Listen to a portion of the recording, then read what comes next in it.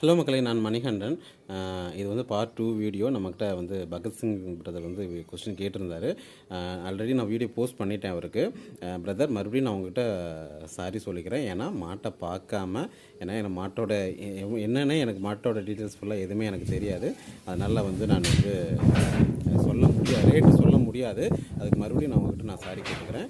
ஏன்னா வந்து ஒரு மாடு செனை பிடிக்கலை அப்படின்னா அதுக்கு என்ன காரணன்றதை நம்ம பார்க்கணும். ஏன்னா மாடு ஈத்தெடுக்குது, நம்ம ஊசி போடுறோம், மாடு ஆனால் செனை நிற்க மாட்டேங்குது அப்படின்னு டாக்டர்ஸ் வந்து வயிறு கழுவு சொல்லுவாங்க. ஸோ ட்ரீட்மெண்ட் பண்ணுறோம், செனை பிடிக்கலை அப்படின்ற மாதிரி சொல்லுவாங்க. பட் ஆனால் மாட்டுக்கு வந்து ஈத்தெடுக்குது, வலுவடிக்குது அப்படின்னா எக்கு கரெக்டாக ஃபார்ம் ஆகணும் இல்லையா? எக்கு ஃபார்ம் ஆகணும். அந்த சமயத்தில் கரெக்டாக எக்கு ஓப்பன் ஆகி வெளியே வரணும், இன்ஜெக்ஷன் பண்ணணும். ஸோ செமனும் எக்கும் மீட் பண்ணணும், இன்ஃபியூஸ் ஆகணும். ஸோ கரு ஃபார்ம் ஆகணும். ஸோ இந்த ப்ராசஸ் எல்லாம் நடந்தால் தான் கரு அங்கே ஃபார்ம் ஆகும். சரியா? இது நமக்கே தெரிஞ்ச விஷயம் தானே. இப்போ ஏன் செனை பிடிக்கலன்ற காரணத்தை நம்ம தெரிஞ்சுக்கணும். ஒருவேளை ஹீட் அதிகமாக இருக்கலாம், இல்லை எக்கே ஃபார்ம் ஆகாமல் இருக்கலாம், இல்லை மாட்டுக்கு யூட்ரஸில் ஏதாச்சும் பிரச்சனை இருக்கா அப்படின்றது மாதிரி நம்ம கண்டுபிடிக்கணும். பட் பல பிரச்சனைகள் இருக்குது. பொதுவாக நம்ம வந்து மாடு செனை பிடிக்கல அப்படின்னா ஒரே ஒரு காரணத்தை வந்து நம்ம மீன் பண்ணி சொல்லவே முடியாது. ஆக்சுவலாக நான் உங்ககிட்ட நான் ஒரு கதை சொல்கிறேன், நீங்கள் நம்ப மாட்டீங்க பார்க்குறவங்க.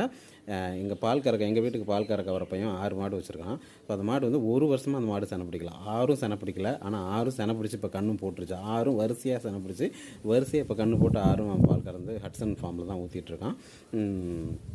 அந்த பையன் வந்து பார்த்திங்கன்னா நம்மளோட தீவன சாக்கில் ஒரு சாக்கு ஃபுல்லாக கத்தாழையை எங்கேயோ வந்து பறிச்சுட்டு வந்து ஒரு மாதம் கண்டினியூஸாக காலையில் மார்னிங் ஈவினிங்னு ஒரு மாதம் சலிக்காமல் கொடுத்துட்டு எல்லா மாடும் கரெக்டாக பருவத்துக்கு வந்து கரெக்டாக இன்ஜெக்ஷன் பண்ண அடுத்தடுத்த மாடு அப்படியே படிப்படியாக அப்படியே ஒவ்வொரு மாடு அடுத்தடுத்து செனை பிடிச்சி இப்போ கரெக்டாக 6 மாடு கண்ணு போட்டுருச்சு.